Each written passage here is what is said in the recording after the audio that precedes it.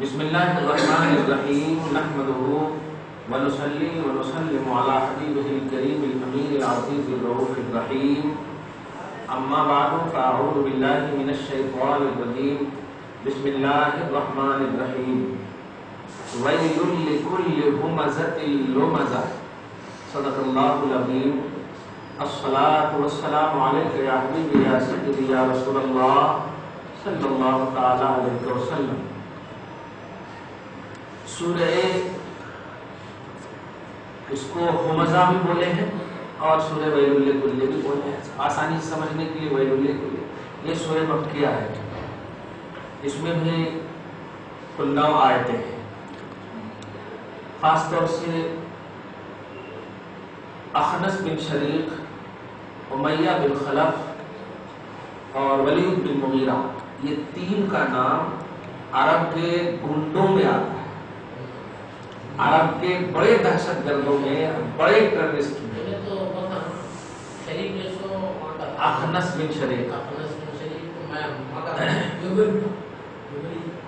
تو عرب کا بڑا گنڈا، اصل یمن وغیرہ اس لیے زیادہ بولا جاتا ہے کہ سفارتی تعلقات بہت زیادہ رہتے تھے یمن سے، ملک شام سے۔ بڑا پیار کرتے تھے رسول اللہ یمنی کو اور شامی کو، لیکن پریزنٹلی وہ عرب کا ہے۔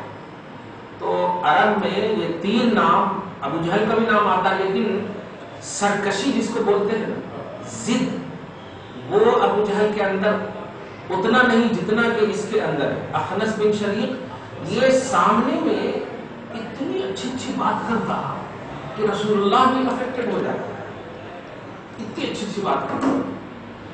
قرآن پاک میں ہے وَمِنَ النَّاسِ مَن يُعْجِبُكَ قَوْلُهُ فِي الْحَيَاةِ الدُّنْيَا، پارہ نمبر 2 میں، کہ اے حبیب یہ اخنس بن شریق ایسی بات کرتا کہ آپ تعجب میں پڑ جاتے ہیں۔ اب وہ قسم کھاتا کہ آپ کے پاس جب بات کرتا تو آپ تعجب میں پڑ جاتے ہیں۔ میں آج ڈکلیئر کر دے رہا ہوں آپ کے سامنے، یہ بہت بڑا جھگڑالو ہے، تب رسول اللہ سے تک ہوگا۔ مطلب اس کا ذکر جو ہے، یعنی اتنا اس کا انٹروڈکشن کرا رہا ہوں، کہاں کہاں اس نے مطلب بدماشی کی ہے اور اللہ پاک نے اس بدماشی کو ظاہر کیا ہے قرآن میں، وہ بتا۔ پارہ نمبر 2 میں بھی اس کا تذکرہ ہے۔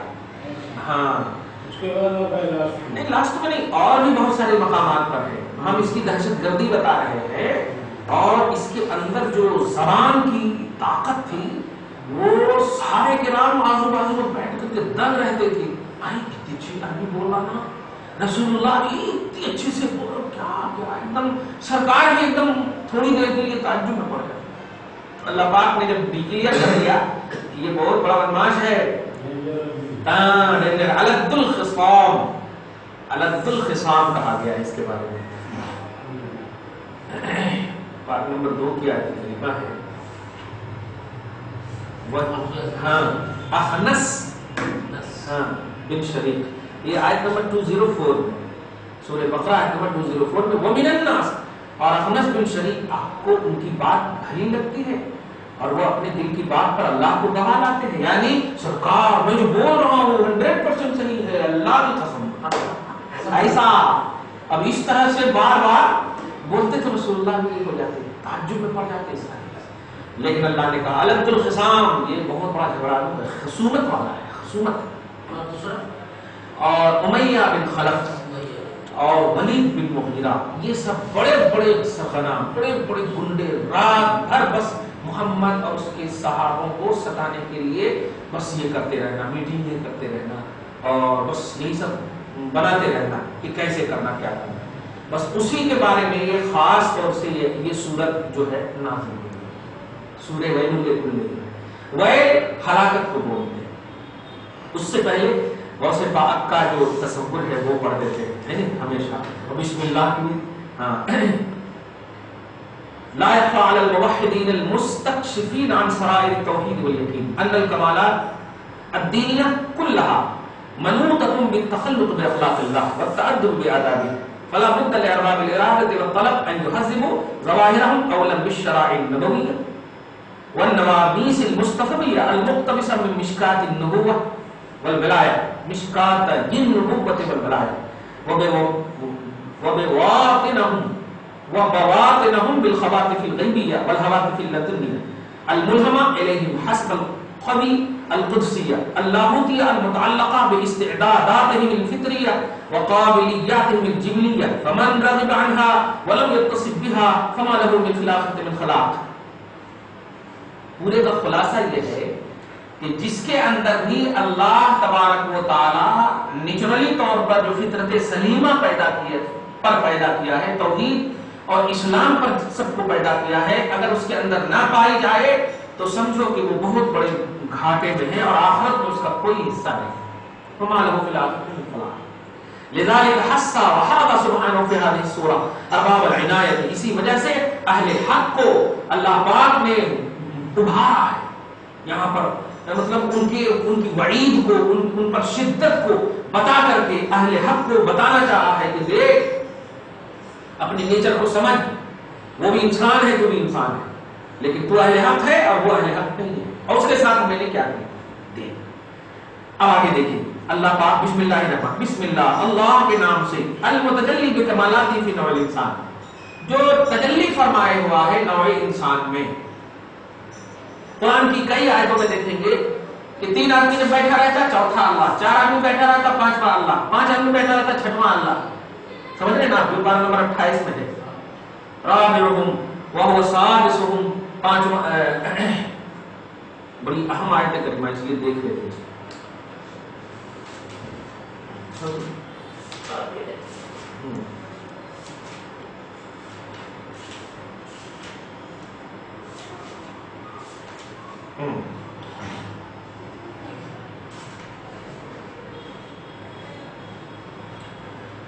سورہ مجادلہ کی آیت نمبر 7 میں ہے. مجادلہ پارہ نمبر 28 مجادلہ، ہاں آیت نمبر 7. الم تر ان اللہ یعلم ما فی السماوات وما فی الارض. اے سننے والے کیا تو نے نہ دیکھا کہ اللہ جانتا ہے جو کچھ آسمانوں میں ہے اور جو کچھ زمین میں ہے. ما یکون من نجوی ثلاثۃ، جہاں کہیں 3 شخصوں کی سرگوشی ہوتی ہے، یعنی 3 جنے جہاں موجود رہتے ہیں، الا هو رابعہم، چوتھا اللہ ہوتا ہے. ولا خمسۃ، 5ویں اگر لوگ ہیں 5 تو 6واں اللہ، ایسے ہی. تو آیت نمبر 7 سورہ مجادلہ.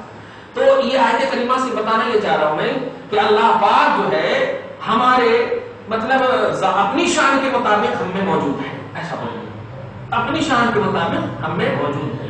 ہاں یہی جملہ بولنا چاہیے.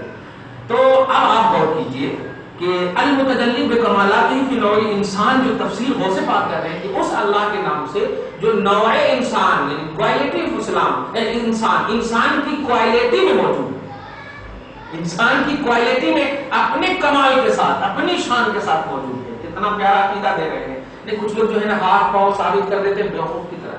نہیں، ہاتھ پاؤں یہ فنائیت کی صفت ہے، فنا ہونے کی صفت ہے، اور اللہ باقی ہے، اس میں بقا ہے. ہاں خیر، تو یہ اللہ کا نام جو اپنے کمالات اپنی شان کے ساتھ نوع انسان میں متجلی ہے. تشریف الرحمن علیہ بانواع اللطف والاحسان، اور رحمان ہے انسان پر قسم قسم کے کرم فرما کر کے. الرحیم لخواص عبادت حیث خلقهم بأخلاقها. اچھا رحیم ہے اپنے خاص بندوں پر کہ اللہ پاک نے انہیں اپنے اخلاق کے زیور سے آراستہ فرمایا، اپنے اخلاق کے زیور سے آراستہ.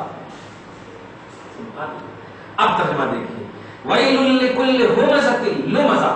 ہومزہ اور لمزہ اس کو دیکھنا ہے. ہومزہ بولتے ہیں سامنے چغلی کرنے کو، اور لمزہ بولتے ہیں پیٹھ پیچھے چغلی کرنے کو. سامنے چغلی کیسے، اب آپ کیسے سمجھیں گے؟ سامنے چغلی یہ ہے کہ آپ کے مطلب اپنا فائدہ حاصل کرنے کے لیے آپ کی جھوٹی تعریف کر لیں، تو یہ بھی چغلی. ارے آپ تو ہمارے مسیحا ہیں، ارے آپ تو بہت بڑے آدمی ہیں، آپ تو یہ ہیں، آپ تو وہ ہیں، ہو گیا چلو چیک کر دیے. دیکھا آپ نے؟ تو یہ ہے سامنے کی چغلی. اب پسے کچھ چغلی تو خیر جانتے ہی ہیں، غیبت چغلی. تو اللہ پاک دونوں کے بارے میں فرما رہا ویل ویل اے ہلاک عظیم حائل شدید لکل فرد من افراد الاقوام. جس قوم میں بھی سامنے چغلی کرنے والا یا پیٹھ پیچھے چغلی کرنے والا موجود ہے، ہم اس کو ہلاکت میں ڈالنے کا کی وعید سناتے ہیں. ویل ہے ہر سامنے چغلی کرنے والے کو اور ہر پیچھے چغلی کرنے والے کو. مگر ایک بات واضح کر دوں یہاں پر کہ جو ذمہ دار حضرات ہوتے ہیں، جو ذمہ دار حضرات ہوتے ہیں، جن کو دین اور دنیا دونوں پر عبور حاصل ہو، وہ اگر کسی کی عیب کو سامنے بتائے تو وہ چغلی نہیں کہلاتی بلکہ وہ عبرت کہلاتی، تاکہ تم اس سے بچو۔ یہ حدیث میں بھی یہی ہے، سمجھ رہے؟ مثلا کوئی شراب پیا، اب شراب پینے کا اس کو معلوم بھی نہیں، آپ کھلے عام اس کے بارے میں بول رہے ہیں وہ شرابی ہے، تو عیب نہیں آپ ان کا بول رہے ہیں، لیکن وہ شرابی ہے، وہ غلط کام کر رہا، تم ایسا نہیں کرنا، تو گویا عبرت کے لیے یہاں آپ بول رہے ہیں۔ تو صرف یہ کس کو حاصل ہوگا؟ جو ذمہ دار اسلام ہے، جو دین اور دنیا دونوں کو اپنی نگاہ میں رکھتے ہوئے زندگی گزارتے ہیں، ان کو جیسے کبھی کبھی دیکھتے ہیں نا کسی کی بری عادت، یعنی اپنے خاندان ہی میں سے کسی کی بری عادت چھڑانے کے لیے اپنے اوپر لے کر، ارے ایک مرتبہ ایسا ہوا سگریٹ پیے تو پیٹ میں درد ہو گیا، لو سگریٹ پیے تو سر میں درد ہو گیا، اس طرح سے بولتے ہیں تاکہ اس کی عادت چھوٹ جائے۔ جیسے ایک دم آسان سی بات ہے، ایک اللہ کی ولی ہے، ایک عورت نے آ کر کہا بیٹا میرا گڑ بہت کھاتا، گڑ بہت کھاتا ہے، تو حضرت نے کہا کل آنا، کل آنا، آپ جو ہے پھونک دیجیے، تعویذ دے دیجیے ایسا لینے کے لیے، تو حضرت نے کہا کل آنا۔ اب جب کل آئی تو بیٹے کو بھی لے کر کے آئی، اور آگے بیٹے نے جیسے کہا بیٹا گڑ نہیں کھانا، تو بڑھیا نے کہا ارے اتنی سی بات تو کل بھی آپ بول سکتے تھے، ایک دن کے بعد کیوں بلائے گا؟ انہوں نے کہا کیا کروں، یہ عادت مجھے بھی تھی تو میں نے ایک دن چھوڑ دیا عادت، تب بول رہا ہوں۔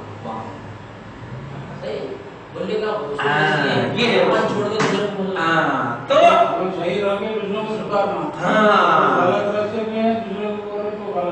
جی جی نہیں، ایک اثر ہوتا ہے، جو کہو وہ کرو، جو کرو وہ کہو، قول و فعل میں اکولی جس کو بولنا ہے۔ ہاں تو یہاں پر غیبت کا جنرلی پہلو ہے کہ جس کی دل شکنی ہو جائے، حقیقت بھی اگر بیان ہو اور اس حقیقت سے تکلیف ہو، جیسے ایک دم چھوٹی سی بات ہے اس کو اور آسان کر دے، جیسے کہ کسی دوست کی بیوی ہے اور اس کی خوبصورتی آپ اپنے دوستوں میں بول رہے ہیں، ارے کیا خوبصورت بیوی ہے یار، تو بتائیے وہ دوست جو ہے غصے میں آئے گا، ارے یار یہ میری بیوی کی خوبصورتی کا مذاق اڑا رہے ہو، ارے ہم تو خوبصورت بول رہے ہیں، نہیں نہیں نہیں۔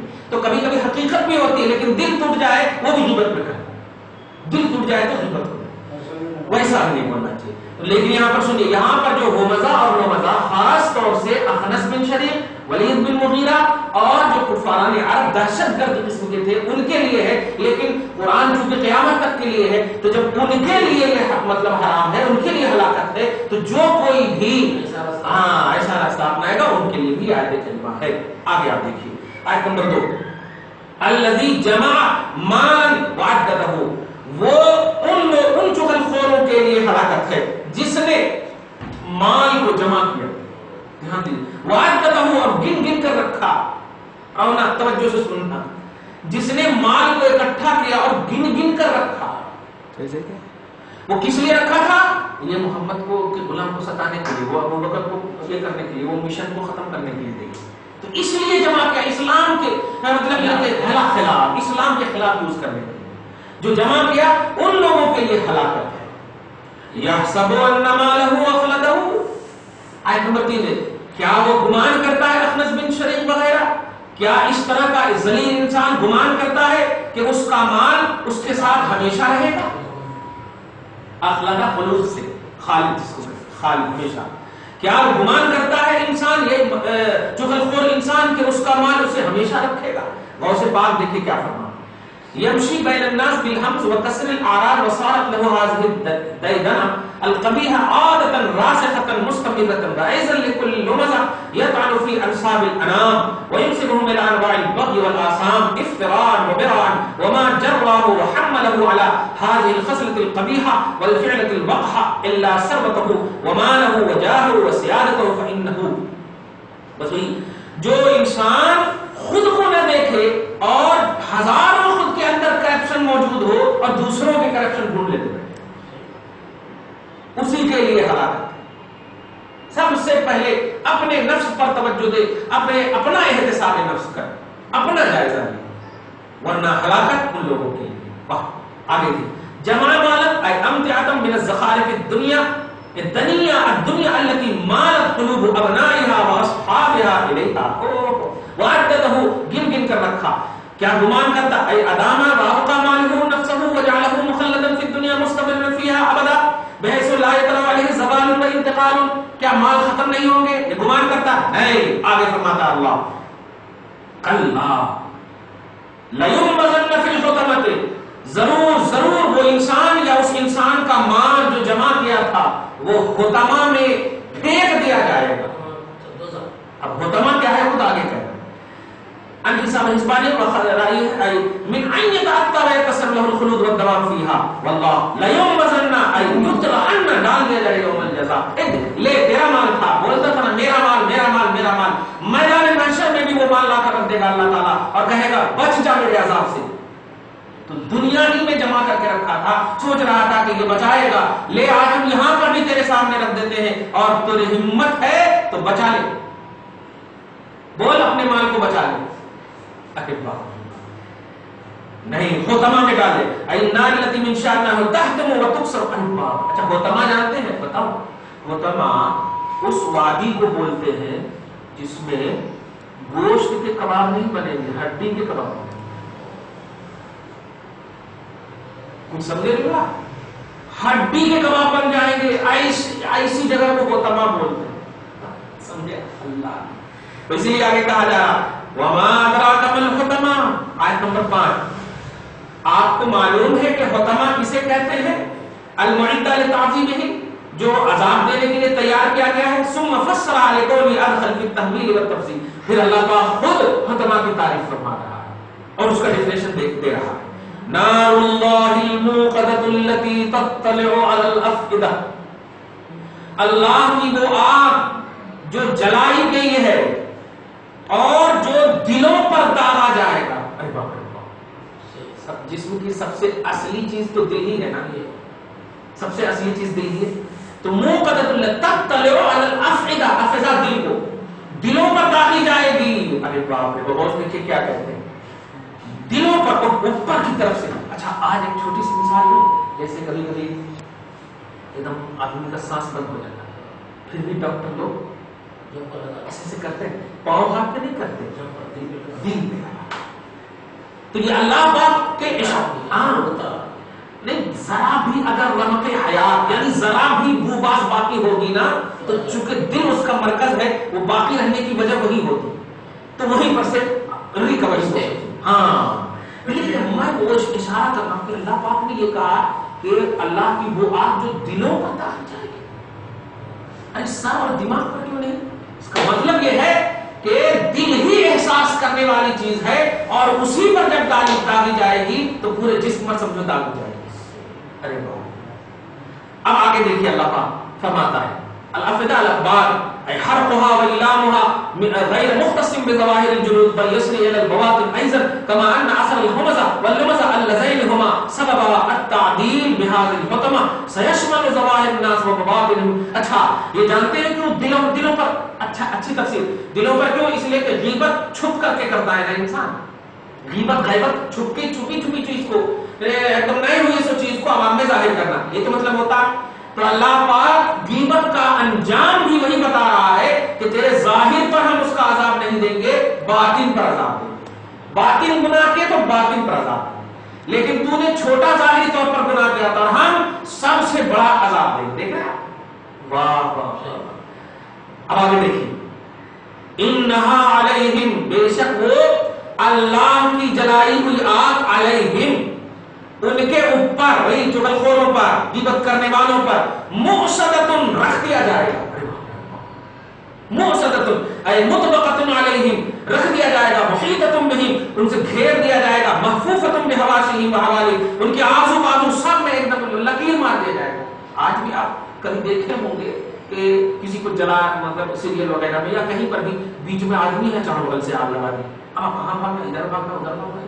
ایسے ہی اللہ پاک چاروں بغل سے کہیں بھاگ نہیں سکتے.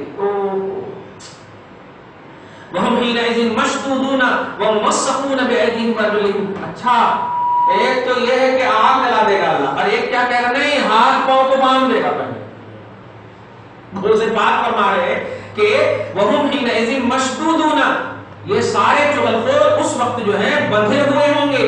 وہ موثقون بأیدیہم وارجلہم, ان کے ہاتھ اور ان کے پاؤں دونوں کو باندھ دیے. یا اللہ, فی عمد ممددہ, लंबे लंबे सुतूनों में बांध करके, समझ रहे हैं आप, लंबे लंबे पिलरों में बांध देगा पहले अल्लाह, पांव को भी हाथ को भी, और उसके आजू बाजू में आग लगा देगा। आप तो भागने की भी कोशिश नहीं कर सकते, उसका कोशिश करने का हाथ पांव था, पांव भी बांध दिया, आप क्या करना है, मुंह कान सब खत्म। फी अमदिन आमदतिन व अखशाबिन दिवारिन मस्द, अल्लाह, लंबी लंबी ओहो सुराख की हुई लकड़ियों के सतूनों में बांध देगा।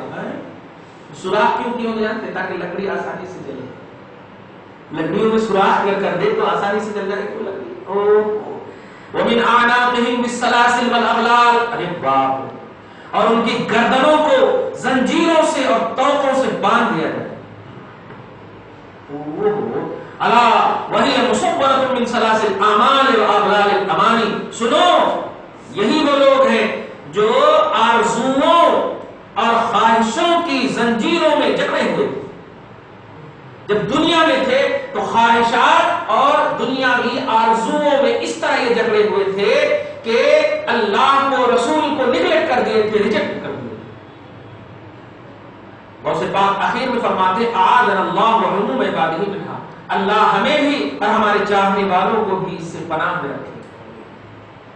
मैं इस सिलसिले में दो बात खासतौर से इस सूरत के हवाले से बोलने जा रहा हूं। पहली बात यह है कि ईमान अल्लाह और उसके रसूल को कामिल तौर पर शमशान और कमालात के साथ मानने का। बाकी ईमान रखते हुए अगर इंसान से कोई गुनाह हो जाए, याद रखिएगा इन लोगों के पास ईमान नहीं था, वरना चुगली हम भी करे हैं, आप भी करे हैं, चुगली बहुत सारे सुने हैं, समझ रहे ना। तो अगर इतनी बड़ी बाई चुगलखोरों के लिए है कि बांध करके ऐसा अज़ाब दिया जाएगा, तो फिर हम लोग भी आगे इसके अंदर कभी तो किसी न किसी की चुगली खाए हैं किसी भी तरह से, समझ रहे ना। तो यहां पर जो चुगलखोरों को आग से दागे जाने की बात है, वो उन लोगों के लिए है जो ईमान वाले ना, ईमान वाले ना। इससे एक ये अकीदा भी मिला कि काफिरों में भी अजाब के एतबार से क्वालिटी है। कुछ काफिर ऐसे हैं जिनके पास इस्लाम नहीं पहुंचा, खेड़े गांव के हैं, बस उठते हैं, पुल लेते हैं और काम धाम करते हैं, उनको भी इतना डिफिकल्ट अजाब दिया जाएगा? नहीं। वो कुफार जो कुफ्र भी करते, अल्लाह रसूल को भी नहीं मानते और एक दूसरे की तौहीन भी करते, एक दूसरे के खिलाफ भी बोलते, तो उन लोगों के मुकाबले में इजी जो आम कुफार है उन लोगों को उतना अजाब नहीं होगा। तो ये कुफारों का मसला है। इसीलिए अखनस बिन शरीफ मैंने नाम लिया, वलीद बिन मुगीरा नाम लिया और उमैया बिन खलफ नाम लिया, और ये सब डायरेक्टेड काफिर है, आखिर लम्हे तक ये मोमिन नहीं होंगे।